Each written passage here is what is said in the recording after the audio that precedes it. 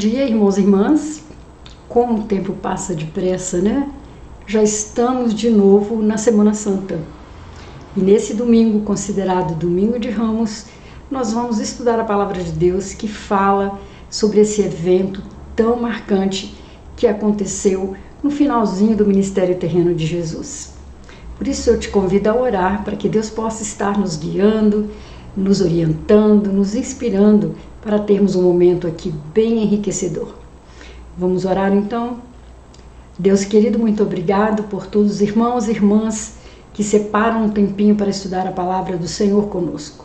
Que o Senhor fale conosco, que o Senhor nos revele a tua vontade, que o Senhor nos lembre desta passagem, que o Senhor nos dê, meu Deus, uma memória também para gravá-la, para que possamos tirar lições da tua palavra nesta manhã.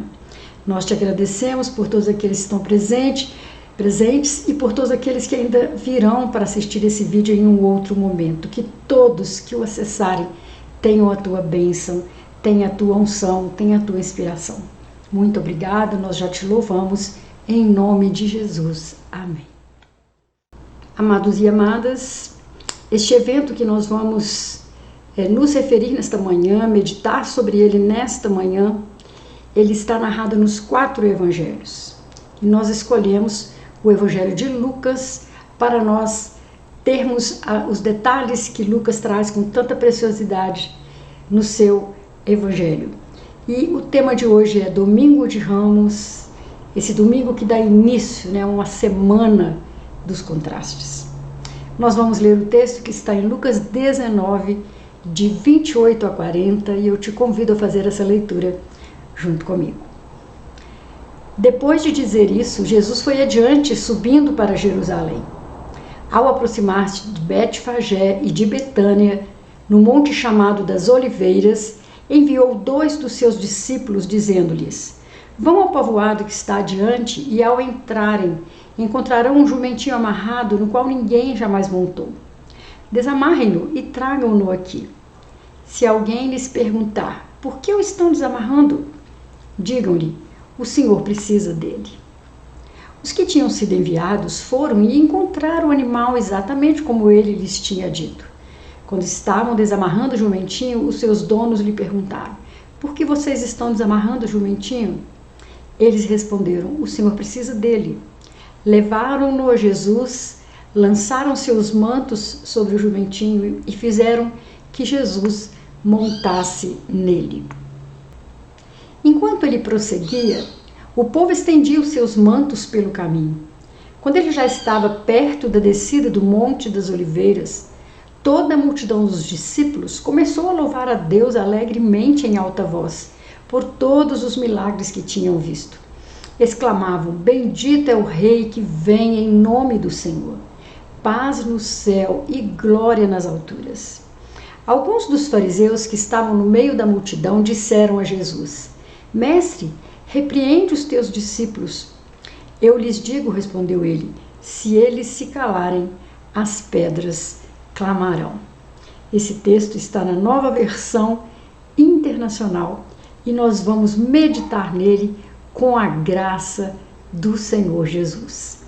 Irmãos, em outros evangelhos é narrado que havia uma jumenta com seu jumentinho. São detalhes, né, que escapam aos olhos de um e realçam aos olhos de outro evangelista, mas aqui no evangelho de Lucas está narrado desta forma e nós não achamos que entra absolutamente em contradição com os demais evangelistas.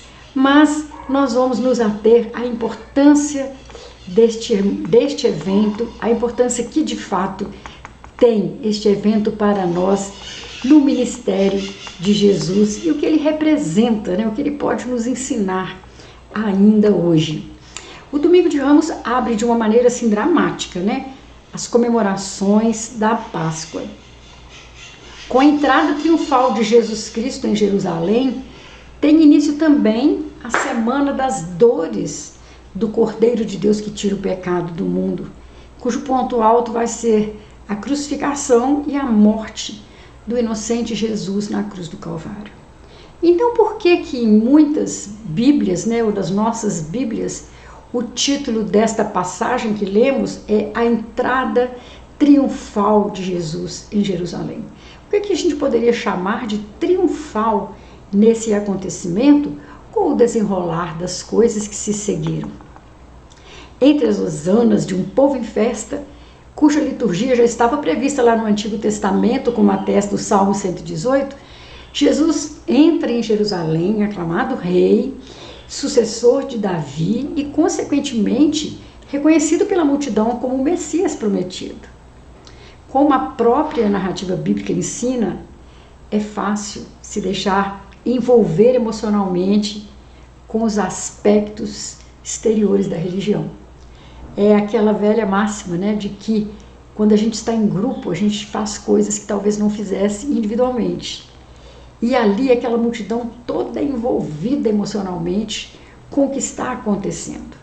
Naturalmente que alguns ali presenciaram de fato, né, os milagres, as maravilhas que o Senhor Jesus operara e as suas palavras, presenciaram as suas palavras, mas outros com certeza se deixaram levar pelo que poderia significar para a religião deles, que aspecto da liturgia poderia significar aquele momento que conduzia à Páscoa.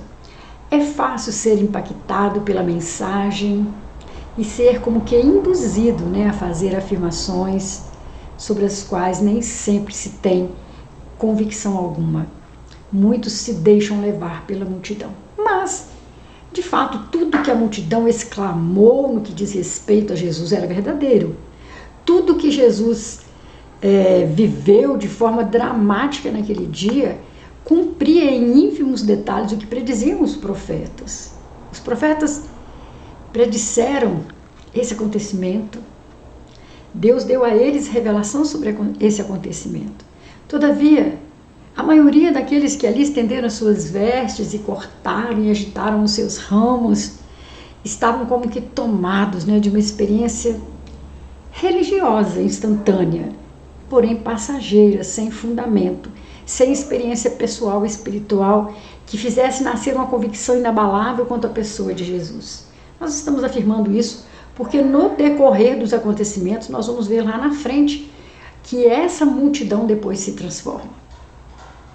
Naquele dia, Jesus entrou em Jerusalém montado na parte traseira de um jumentinho emprestado, que nem era dele, né? Um que nunca tinha sido montado antes. Os discípulos colocaram as suas vestes sobre o jumento para que pudesse montá-lo, e as multidões saíram para recebê-lo, colocando diante dele os seus mantos e os ramos de palmeiras. Era um gesto muito significativo de saudação.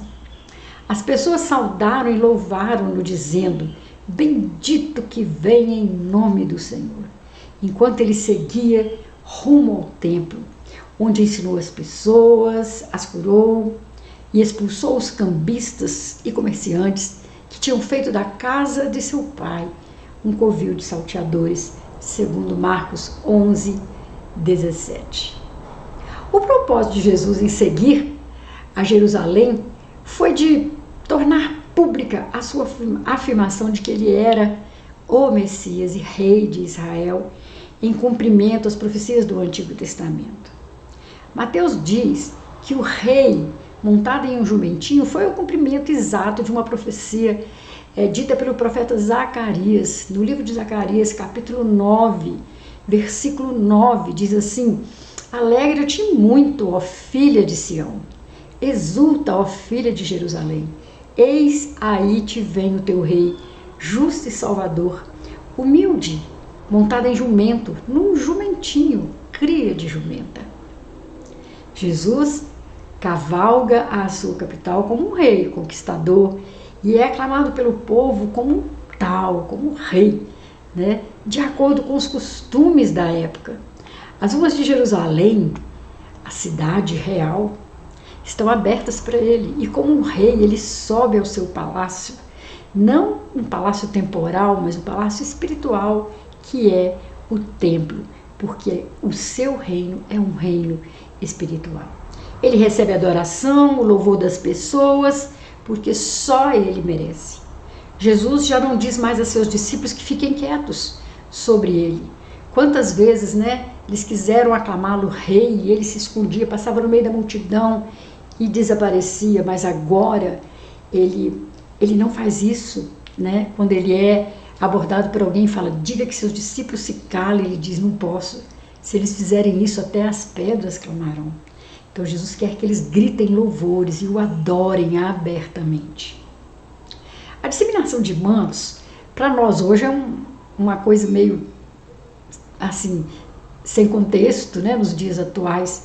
Talvez se nós jogarmos, como eu fiz com as crianças lá do projeto, ao ministrar, né, sobre essa passagem de Jesus, eu disse para eles, as pessoas importantes recebem um tapete vermelho, né, para passarem.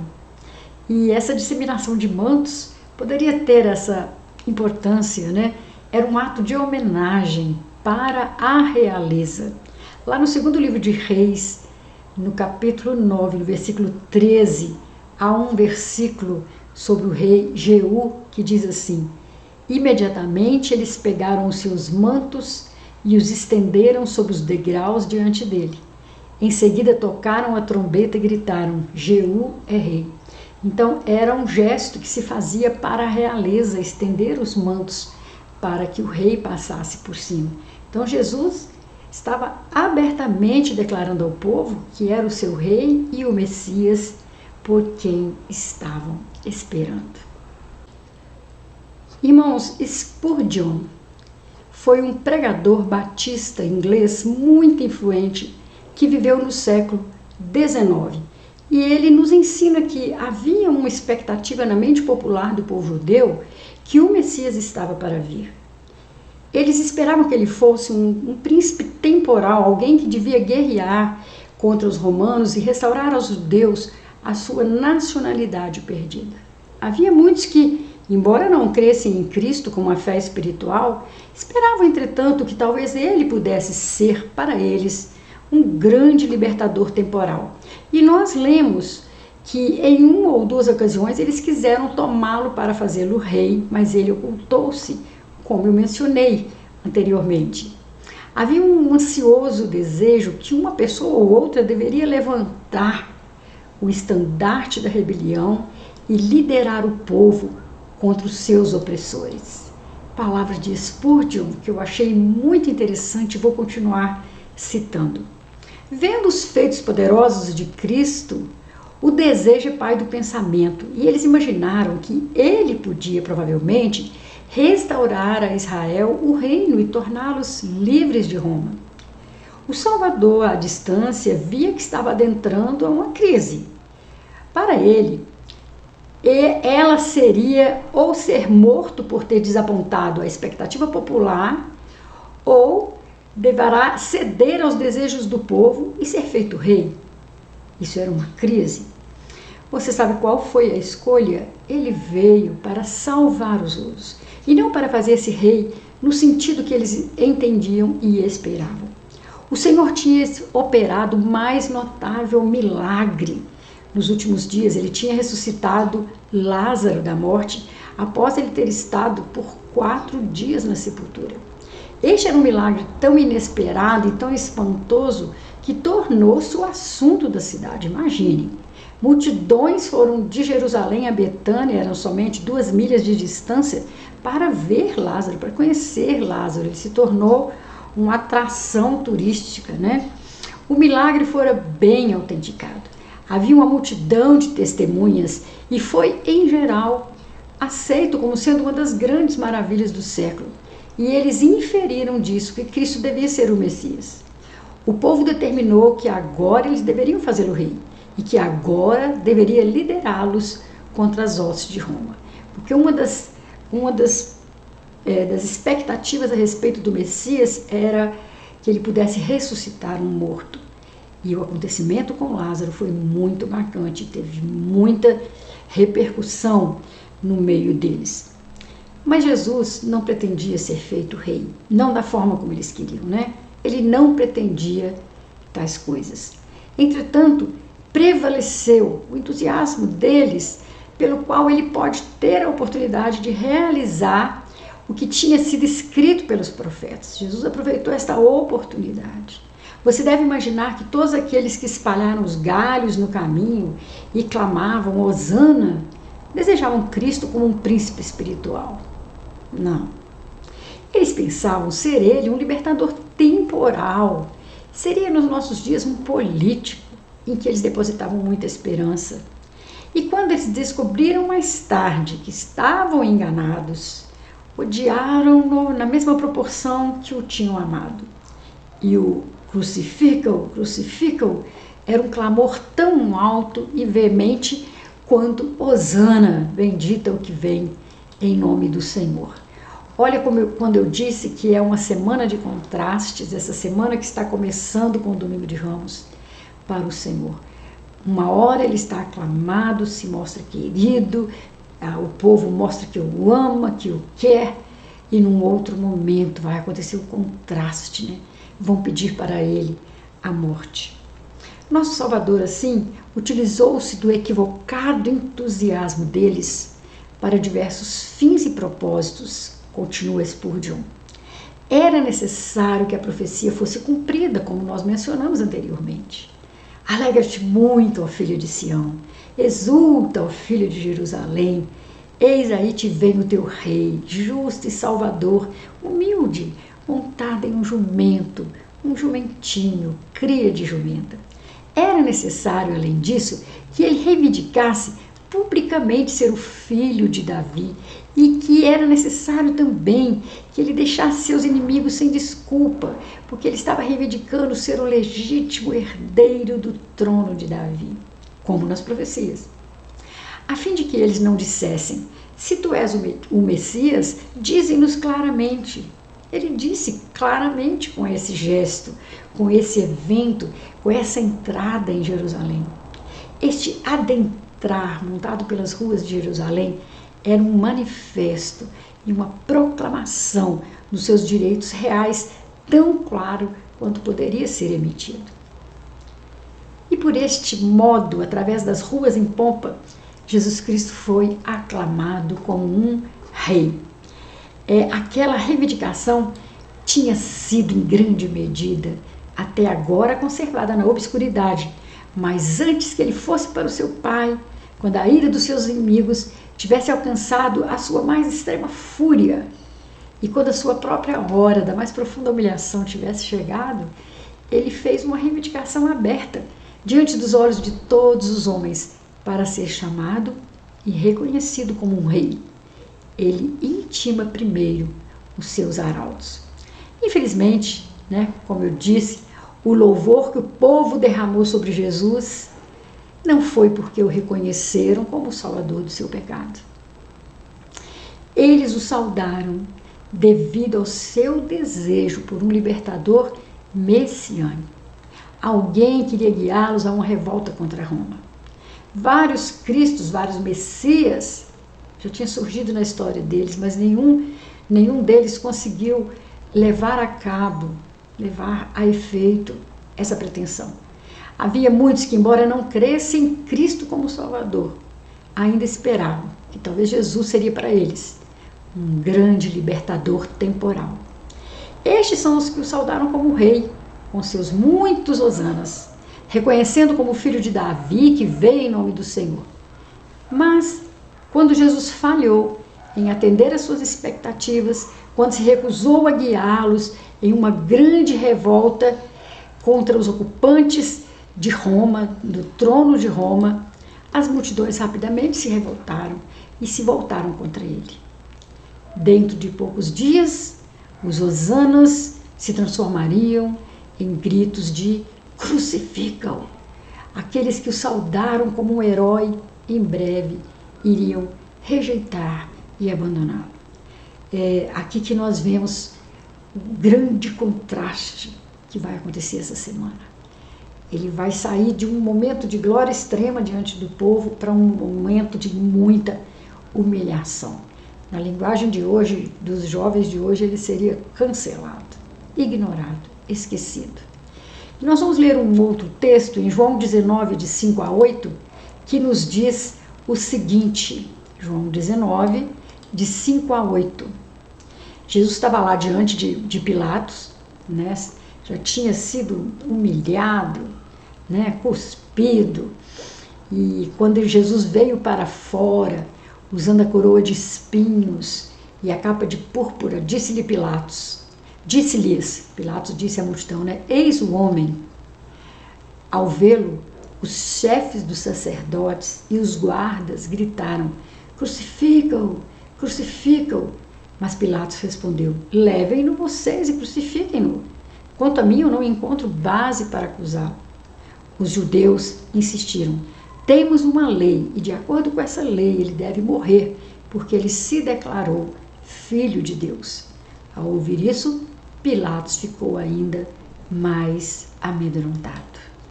Que situação difícil, né? Estava vivendo ali as autoridades que estavam sendo invocadas para que matassem Jesus, para que o crucificassem com a pena de morte, né? Que era a pena da crucificação, uma pena dada aos bandidos extremos, os bandidos piores bandidos da época, era a crucificação, era o meio mais cruel, né, de se levar uma pessoa à morte. E eles estavam pedindo isso para Jesus, para que acontecesse isso com Jesus.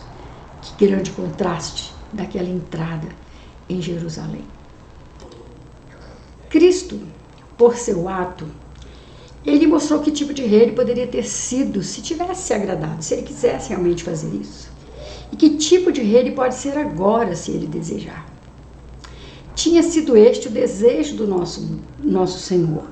Aquelas multidões que seguiram-no nas ruas realmente tinham-no coroado lá. E então, e dobrando os joelhos, ele tinha-no aceito como um ramo que brotou da seca raiz de Jessé e que ele tinha vindo, governante, o Siló entre o povo de Deus. Tivesse ele dito apenas uma palavra, e eles teriam arremetido com ele sobre as suas cabeças para o palácio de Pilatos, e tomando-no de surpresa, com os poucos soldados na terra, Pilatos poderia logo ter sido feito prisioneiro e ter sido provado por sua vida.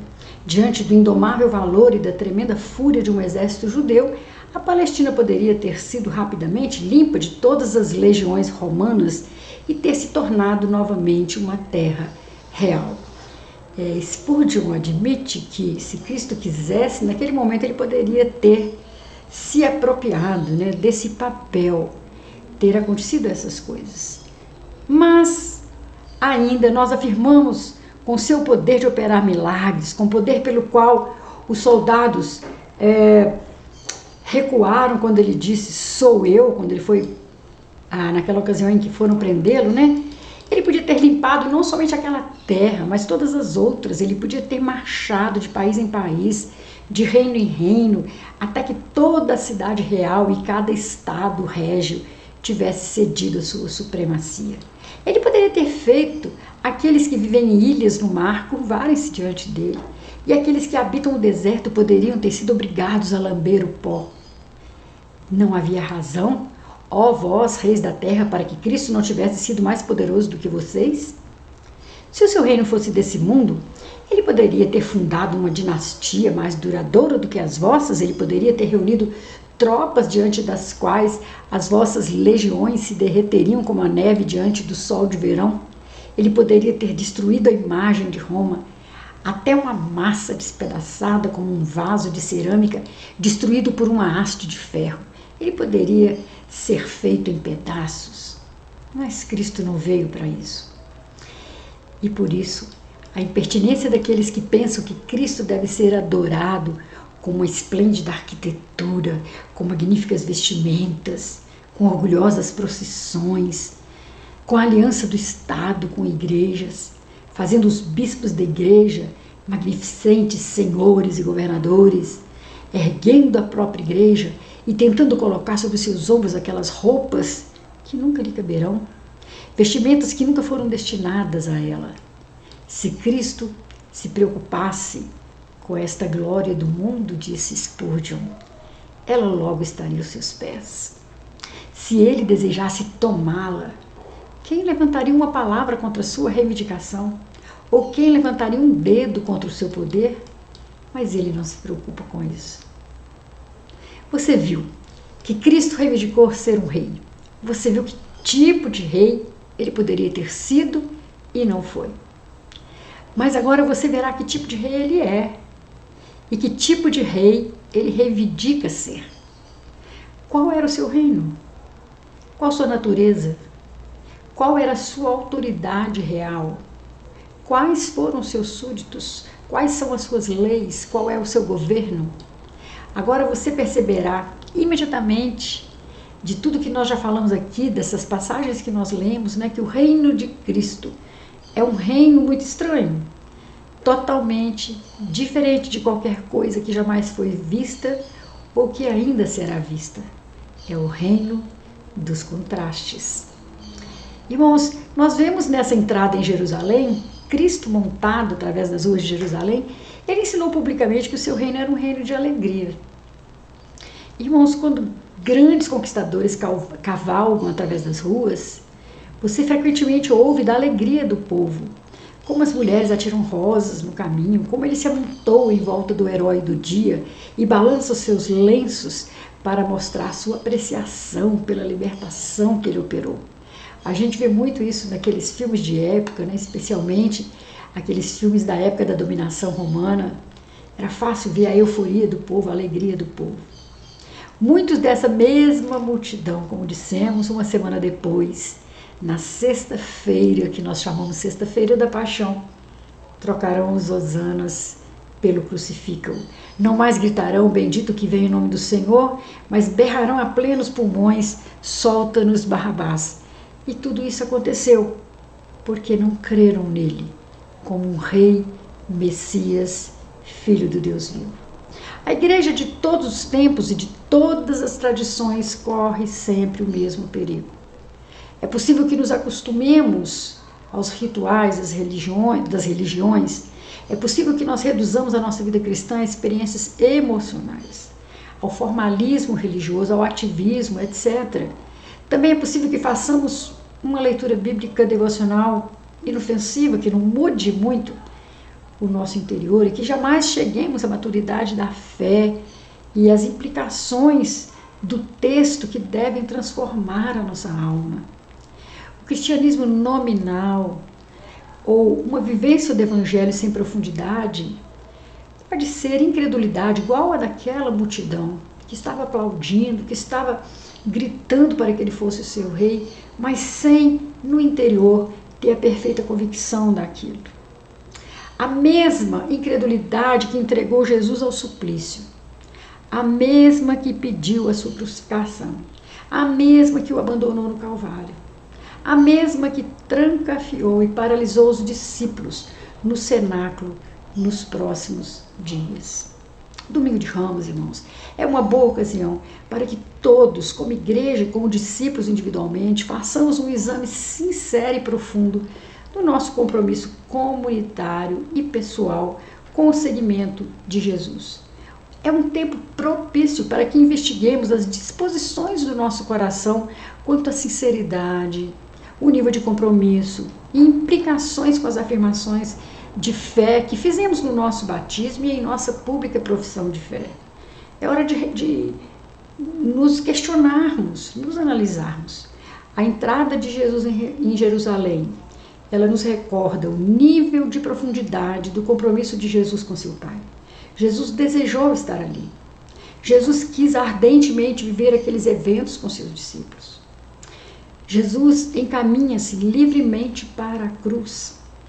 Não só nos recorda e faz saber essas coisas, mas a festa do Domingo de Ramos também é um convite para que cada cristão renove o seu ardor por Jesus. É gracioso chamado para que cada crente, toda a igreja, voltem ao seu primeiro amor, aos dias daquele entusiasmo, quando estávamos dispostos a sacrificar-nos para estar onde Jesus estava, para ouvir o que ele tinha a dizer e para obedecer prontamente ao que ele ordenava fazer. Que nossos lábios proclamem hosanas ao Rei, que a nossa vida grite no coração do mundo: bendito que vem em nome do Senhor, vem Senhor Jesus. A história da entrada triunfal de Jesus é uma de contrastes. E esses contrastes contém aplicações para nós cristãos. É a história do rei que veio como servo humilde em um jumento e não em um cavalo empinado, como faziam as autoridades da época, não em vestes reais, mas em roupas dos pobres e humildes. Jesus Cristo não vem para conquistar pela força, como os reis terrenos, mas pelo amor, graça, misericórdia e o seu próprio sacrifício pelo povo. O seu não é um reino de exércitos e esplendor, mas de humildade e servidão. Ele não conquista nações, mas corações e mentes. A sua mensagem é de paz com Deus, não de paz temporal. Se Jesus já fez uma entrada triunfal em nossos corações, ele reina lá em paz e amor.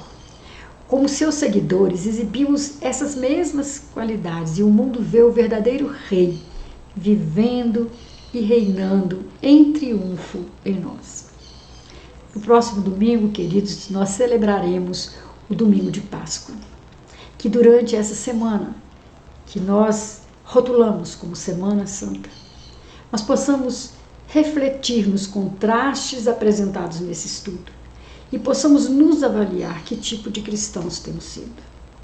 A Quaresma é um período reservado e propício para a autoanálise do cristão. Deixe que Jesus esquadrinhe o seu coração, sonde o seu interior e lhe revele como ser mais e mais parecido com Ele.